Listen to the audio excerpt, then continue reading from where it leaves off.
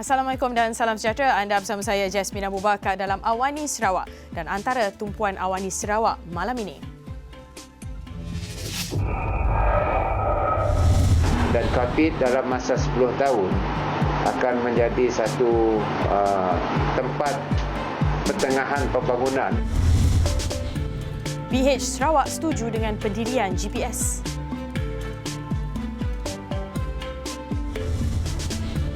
Dari Hollywood ke Kuching, Steven Seagal penyeri AIFA 2019.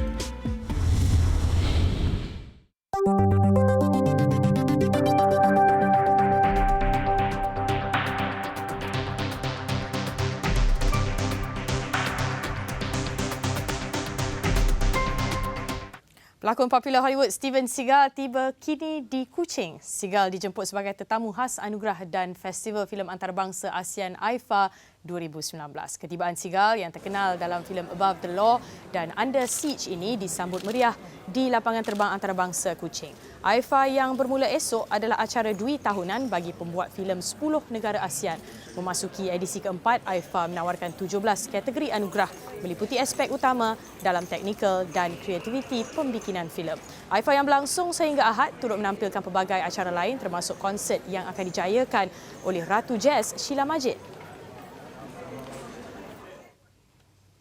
Kapit tidak lagi seperti mana orang sangkakan sebagai kawasan yang very remote. Dan Kapit dalam masa 10 tahun akan menjadi satu tempat pertengahan pembangunan.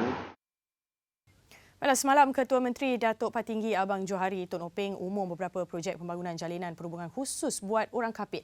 Ia sejajar dengan usaha kerajaan membangunkan Kapit sebagai kawasan pertanian moden. Ini akan disusuli dengan pembinaan kemudahan asas lain. Antara yang akan dibina adalah lapangan terbang di Bukit Mabung, Tunuh, Ulu Baleh. Ia akan mula dibina hujung tahun ini. Peruntukannya lebih RM100 juta. Jalan dari Jalan Beletih di Bandar Kapit terus ke Jambatan Baleh pula akan dinaik taraf daripada jalan bertaraf R3 kepada R5. Kosnya bernilai sekitar RM450 juta. Abang Johari juga umum pembinaan jalan alternatif dari Kompleks Kerajaan Negeri menyeberangi Sungai Kapit terus ke pusat Bandar Kapit. Ini membabitkan peruntukan RM16 juta dari Kerajaan Sarawak.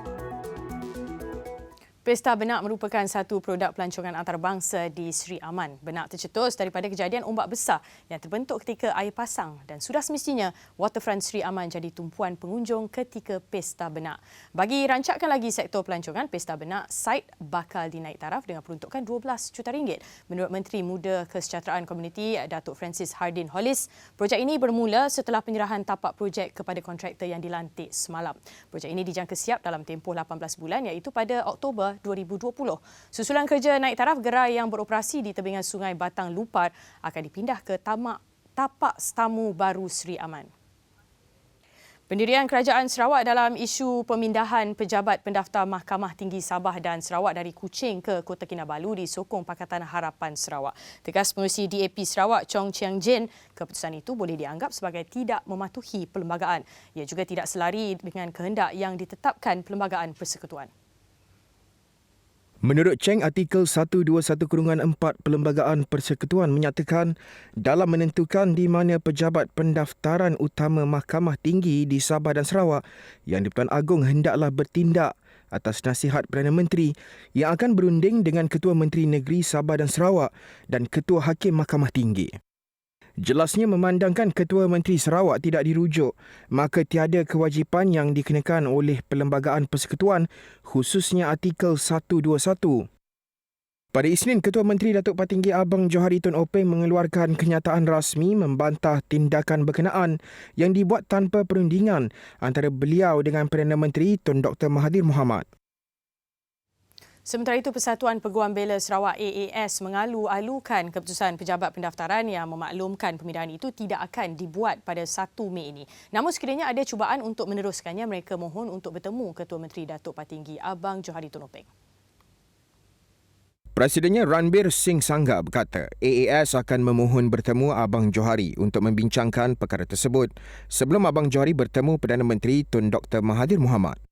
Menurutnya pada Januari 2019, Ketua Hakim Sabah dan Sarawak telah minta pandangan AAS mengenai cadangan pindahkan pejabat pendaftaran secara bergilir-gilir antara Kuching dan Kota Kinabalu dalam tempoh 15 tahun. AAS berpendirian teguh membantah cadangan berkenaan. Berbeza pendapat bukan bermakna tidak boleh bekerjasama. Semangat itu ditonjolkan Kementerian Pelancongan Kebudayaan, Kesenian, Belia dan Sukan Sarawak. Menterinya, Datuk Abdul Karim Rahman Hamzah berkata, tiada masalah untuk pihaknya bekerjasama dengan Kementerian Belia dan Sukan KBS di peringkat persekutuan. Ia bagi realisasikan konsep dari belia untuk belia. Menurut Abdul Karim, konsep sama rata dalam membangunkan negara telah lama diamalkan sebelum ini. Menyedari jumlah belia di Sarawak yang semakin meningkat, Kerajaan Sarawak telah menyediakan selengkap-lengkapnya tanggungjawab dalam meneruskan agenda pembangunan negara. Kepada golongan ini, beliau berkata demikian dalam Majlis Perundingan Belia Peringkat Sarawak.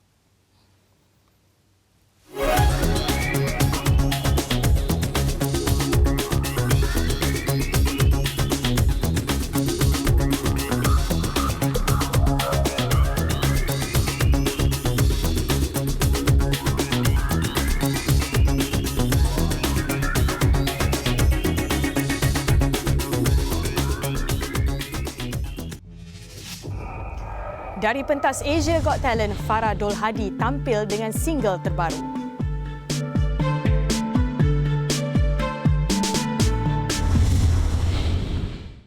Ku persalahkan kau punya sentuhan dan segala yang kau jadi usikan sehingga si diri ini jadi tak keruan. Itu dia tadi Farah Dol Hadi, salah seorang anggota kumpulan NAMA, finalis Asia Got Talent yang teruskan langkahnya dalam bidang nyanyian. Gadis kelahiran Sarawak ini keluarkan single terbarunya Jadi Tak Keruan. Bukan calang-calang kerana lagu ini adalah hasil sentuhan komposer terkemuka Aubrey Suito. Saya berasa sangat bertuah kerana dapat bekerja dengan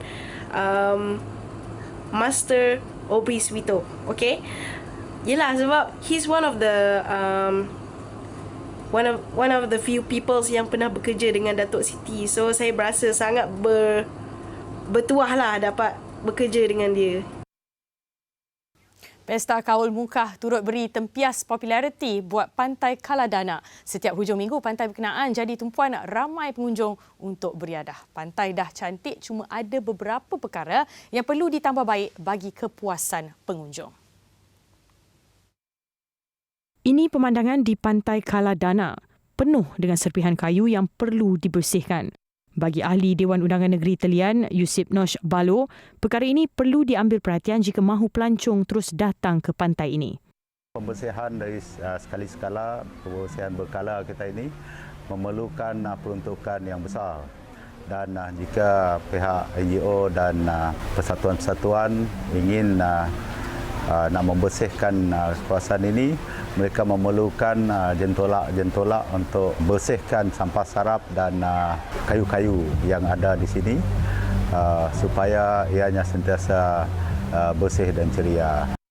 Selain pantai, kemudahan lain juga perlu dijaga dan dibina di kawasan pantai berkenaan bagi memberi nilai tambah dan kepuasan kepada pengunjung.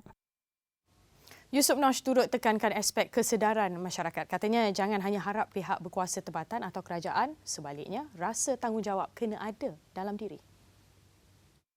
Kita bahukan agar masyarakat yang ada di kawasan sepanjang Sungai Mukah agar ada kesedaran untuk tidak membuang sampah sarap ke dalam sungai dan akhirnya hanyut ke laut dan menjadikan pantai kita begitu kotor.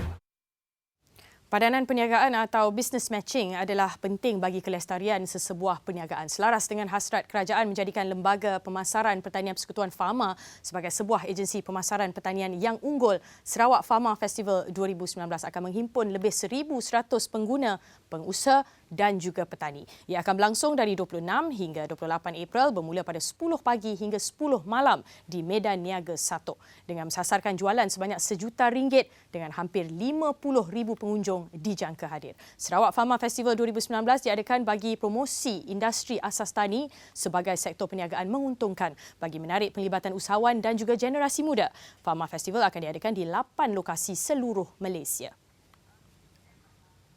Dan datang ke Bumi Kenyalang, kalau tak rasa kemanisan gula apung memang tidak sah. Gula apung atau gula nipah adalah signature produk negeri Sarawak. Ia kini bukan sekadar bahan asas kuih muih tradisi, malah telah dikomersialkan menjadi produk makanan moden.